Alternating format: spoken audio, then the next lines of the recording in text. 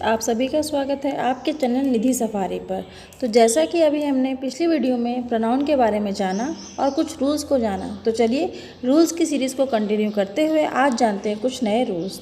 तो rule number 5 तक हम पढ़ चुके थे, तो अब सीखते हैं रूल नंबर 6। क्या है?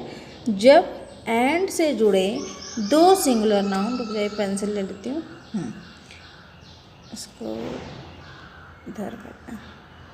हाँ, जब एंड से जुड़े दो सिंगुलर नाउन से एक ही व्यक्ति का बोध हो तो उसके लिए सिंगुलर वर्ब का प्रयोग होता है। ठीक है, एंड से जुड़े दो सिंगुलर लाइन, जैसे यहाँ पे देखिए द प्रोफेसर एंड फिलोसोफर, ये एक ही व्यक्ति है। ठीक है, वो प्रोफेसर भी है, फिलोसोफर भी है, तो यहाँ पे कौन सा नाउन यूज हुआ है? Singular, has expressed his views. Clear हो गया आपको? ठीक है, आगे बढ़ते हैं।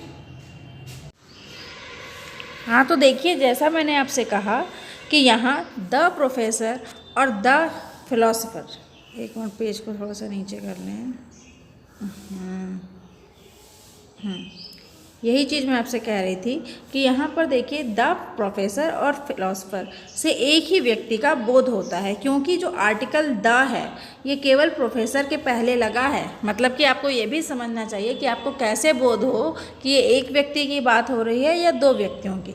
यदि वाक्य इस प्रकार होता the professor and the philosopher, ठीक है, द वैसे भी स्पेसिफिक व्यक्ति के लिए बात की जाती है, तो जब दो बार द होता यानी दो अलग अलग लोग हैं, तब क्या होता? तब दोनों नाउन के पहले आर्टिकल द का प्रयोग होने के कारण वाक्य में प्लूरल वर्ब का प्रयोग उचित होता। क्लियर? यही चीज़ अभी मैंने आपको समझाई भी थी। ठीक है, और द, एन और ए के बारे में हम प्रयोग सीखेंगे अपनी अपकमिंग वीडियोस में। पहले नाउन प्रोनाउन तो अच्छे से समझ लें, ठीक है, उसके बाद आर्टिकल्स पे चलेंगे। अब हम बढ़ते हैं अपने नेक्स्ट रूल की तरफ, जिसका नाम है रिफ्लेक्सिव या सेल्फ प्रोनाउन। क्या कहता है, आइए अब इसको समझते हैं। हाँ, तो देखिए अब हमारे सामने आ गया है रिफ्लेक्सिव प्रोनाउन। रिफ्लेक्सिव प्रोनाउन क्या कहता है?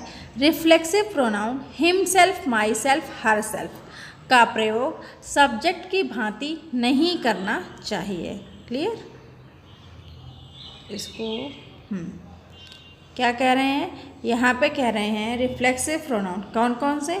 Himself, my self, her self का प्रयोग सब्जेक्ट की भांति नहीं करना चाहिए। जैसे माई सेल्फ विल गो, ये आपका रॉन्ग है। I will go my self, ये सही है। मतलब कि ये जो प्रोनाउन हैं इन्हें आप सब्जेक्ट की तरह यूज़ नहीं कर सकते। क्लियर? और आगे एक बात समझिए, क्या कह रहे हैं? कुछ ऐसे वर्ब हैं जिनके बाद रिफ्लेक्सिव प्रोनाउन अवश्य लगता है, और ये कौन कौन से वर्ब हैं? एब्सेंट, एड्रेस और अवेल। क्या कहा? यहाँ पे इन्होंने कहा है कि कुछ ऐसे वर्ब हैं जिनके बाद रिफ्लेक्सिव प्रोनाउन अवश्य लगता है, मतलब मैंडेटरी हैं। कौन कौन से? Absent, address, avail. जैसे Ram absents himself from the class. ठीक है, तो ये आप लोगों को रिफ्लेक्सिव प्रोनाउन समझ में आ गया। चलिए अब हम बढ़ते हैं अपने नेक्स्ट रूल की ओर। रूल 8 को शुरू करने से पहले यहाँ पे एक चीज़ और समझ लें। जैसा कि अभी मैंने आपको बताया एग्जाम्पल में, Ram absents himself from the class. अगर इस सेंटेंस में उपरोक्त वाक्य में हिमसेल्फ का प्रयोग नहीं होता तो ये वाक्य कैसा हो जाता? अशुद्ध हो जाता, यानी कि गलत हो जाता अगर इस सेंटेंस में हिमसेल्फ का यूज़ आप नहीं करते। क्लियर? अब हम बढ़ते हैं रूल नंबर 8 की तरफ। क्या कह रहा है रूल नंबर 8? रूल नंबर 8 कहता है जब किसी वाक्य में नाउन के पहले प्रोनाउन, कौन सा प्रोनाउन? सच का प्रयोग हो तो उसके बाद एज का प्रयोग किया जाता है। आपने देखा ही होगा ज़्यादातर। ठीक है, एग्जाम्पल देख लीजिए, Ram is not such a good man as Shyam is. तो यहाँ पे देखिए एज का प्रयोग किया गया है। ठीक है, कब किया गया है? जब प्रोनाउन जो है सच का, किसी वाक्य में नाउन के पहले प्रोनाउन, नाउन के पहले प्रोनाउन, तो ये देखिए ये सच का यहाँ पे प्रयोग हुआ, और आपका एक गुड मैन क्या है? नाउन है। तो इसके पहले जब सच का प्रयोग हुआ है तो श्याम के पहले जो उसके बाद दूसरा नाउन होगा तो वहाँ पे एस का प्रयोग किया जाएगा। क्लियर? बढ़ते हैं आगे।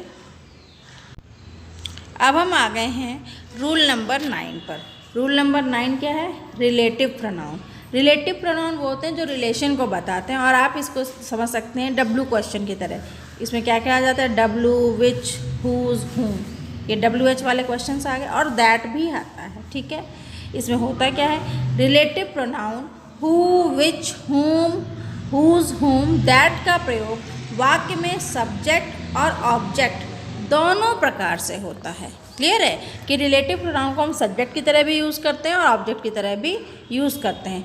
प्रोनाउन वाक्य के दो हिस्सों, क्लॉजेस को जोड़ने का भी कार्य करते हैं। अभी तक हमने यही जाना था कि प्रोनाउन क्या करते हैं? नाउन को रिप्लेस करते हैं। जब किसी वाक्य में नाउन ना हो तो नाउन की जगह पे हम क्या कर देते हैं? प्रोनाउन कर देते हैं, या ऐसे कह सकते हैं कि नाउन के स्थान पर आने वाले शब्दों को हम प्रोनाउन कहते हैं। लेकिन यहाँ पे आप सीख रहे हैं कि प्रोनाउन कभी कभी दो सेंटेंसेस को भी जोड़ते हैं, या वाक्य के दो हिस्सों को भी जोड़ने का कार्य करते हैं। कैसे? देखिए, the pen that is on the table is mine. तो यहाँ पे देखिए, द पेन एक अलग बात थी, ठीक है, and is on the table is mine ये अलग बात है। दोनों को जोड़ा किसने? रिलेटिव प्रोनाउन ने। इसी तरीके से the pen which I bought is good, तो यहाँ पे भी इस विच ने आपके सेंटेंस के दो मतलब क्लॉजेस को जोड़ा है। ठीक है, एक जगह पे सब्जेक्ट की तरह काम कर रहा है और एक जगह पे ऑब्जेक्ट की तरह काम कर रहा है। तो यही आपको बताया गया है कि जो रिलेटिव प्रोनाउन है वो दो क्या बोल सकते हैं, दो हिस्सों को जोड़ने का काम करता है। कभी कभी सब्जेक्ट की तरह एक्ट करता है और कभी कभी ऑब्जेक्ट की तरह एक्ट करता है। आपसे पूछा जा सकता है ग्रामर में क्वेश्चन कि pronoun can be used as, option दे देंगे, पहला ऑब्जेक्ट, दूसरा सब्जेक्ट, तीसरा सब्जेक्ट एंड ऑब्जेक्ट, चौथा नन ऑफ दीज। तो आपका आंसर हो जाएगा सब्जेक्ट एंड ऑब्जेक्ट। क्लियर है? और देखिए इसमें आगे क्या कह रहे हैं? हु तथा हुम का प्रयोग प्राणीवाचक संज्ञा के लिए, प्राणीवाचक संज्ञा मतलब पर्सन जो लिविंग बीइंग है उनके लिए। विच का प्रयोग निर्जीव संज्ञा के लिए। विच का किसके लिए करते हैं? जो लोग जिंदा नहीं हैं, मतलब नॉन लिविंग थिंग्स। और दैट का जो प्रयोग है वो लिविंग और नॉन लिविंग मतलब सजीव और निर्जीव दोनों के लिए किया जाता है। क्लियर है? इसको आगे बढ़ते हैं। दोनों प्रकार की संज्ञाओं के लिए होता है, नाउन्स के लिए होता है। इसको थोड़ा सा और बढ़ा दें। और एक चीज़ बताना है इसमें, क्या बताना है? देखिए, कुछ वाक्यों में रिलेटिव प्रोनाउन का लोप हो जाता है, जैसे this is the pen that I bought yesterday. Sentence ये होना चाहिए, लेकिन हम इसे बोलते कैसे हैं? This is the pen I bought yesterday. तो यहाँ पे जो दैट है ये क्या हो गया? गायब हो गया, मतलब वो अंडरस्टूड में चला गया, साइलेंट हो गया, ऐसे कह सकते हैं। तो यहाँ पे दोनों ही सेंटेंसेस करेक्ट हैं। अगर आप दैट बोलते हैं तब भी करेक्ट है, और दैट नहीं बोलते हैं तब भी ये सेंटेंस करेक्ट है। उपरोक्त दोनों ही वाक्य व्याकरण की दृष्टि से शुद्ध हैं। क्लियर? अब बढ़ते हैं हम लोग अपने नेक्स्ट रूल की ओर। नेक्स्ट रूल है हमारा इंट्रोगेटिव प्रोनाउन। क्या होता है इंट्रोगेटिव प्रोनाउन? देखिए, जो क्वेश्चन हम पूछते हैं वो वाले हु, हुम, हुज, विच, व्हाट, ये आपके हैं इंट्रोगेटिव प्रोनाउन। व्हाट का प्रयोग किसी व्यक्ति का पेशा या व्यवसाय जानने के लिए किया जाता है, जैसे व्हाट इज़ योर फादर। इसका अर्थ है आपके पिताजी क्या करते हैं या किस पद पर हैं। व्हाट का प्रयोग निर्जीव संज्ञा के लिए भी होता है, जैसे what is here, what has gone. Which का प्रयोग निर्जीव वस्तुओं के चुनाव के संबंध में होता है, जैसे which is your notebook, which room do you like. Clear? Next point हमारा हु, हुम, हुज का प्रयोग सजीव संज्ञाओं के लिए किया जाता है। अंतर यह है कि हु का प्रयोग नॉमिनेटिव केस में, हुम का प्रयोग ऑब्जेक्टिव केस में तथा हुज का प्रयोग पॉजेसिव केस में किया जाता है, जैसे हु इज़ ही। तो मैंने भी आपको बताया कि ये थोड़ा नीचे क्यों हो गया, एक मिनट, हाँ, कि हु का प्रयोग नॉमिनेटिव केस में और हुम का प्रयोग ऑब्जेक्टिव केस में तथा हुज का प्रयोग पॉजेसिव केस में किया जाता है। जैसे हु इज़ ही, तो ये आपका कौन सा हो गया, नॉमिनेटिव हो गया केस, ठीक है। फिर है हुज बुक इज़ दिस, ये आपका हो गया है ऑब्जेक्टिव केस। और नेक्स्ट है आपका whom have you invited, ये आपका हो गया क्लियर। यहाँ पे हमने क्या जाना, who जाना जिसका प्रयोग होता है नॉमिनेटिव केस में, whom जाना जो कि होता है ऑब्जेक्टिव केस में, और whose जाना जो कि होता है पॉजेसिव केस में, क्लियर। नेक्स्ट हमारा पॉइंट है which और what से क्रिया के संबंध में किए जाने वाले प्रश्न के अंत में प्रीपोजिशन अवश्य रहता है।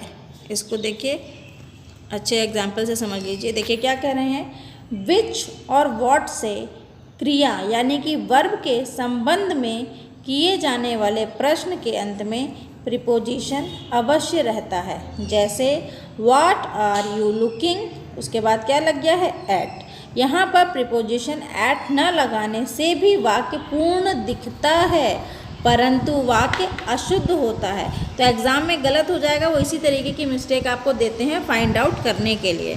नेक्स्ट क्या है, which colour are you looking for, उपरोक्त वाक्य में प्रीपोजिशन फॉर का प्रयोग आवश्यक है, क्लियर। तो फ्रेंड्स मुझे उम्मीद है आज का वीडियो आपको पसंद आया होगा। यदि ये वीडियो आपको पसंद आया है तो वीडियो को लाइक कीजिए, शेयर कीजिए। चैनल पे पहली बार आए हैं और इसी तरीके के वीडियोस देखना चाहते हैं तो सब्सक्राइब कीजिए ताकि न्यू वीडियो अपलोड होते ही आप तक नोटिफिकेशन पहुंच सके। मिलते हैं एक नए वीडियो में नए टॉपिक के साथ, तब तक के लिए नमस्कार।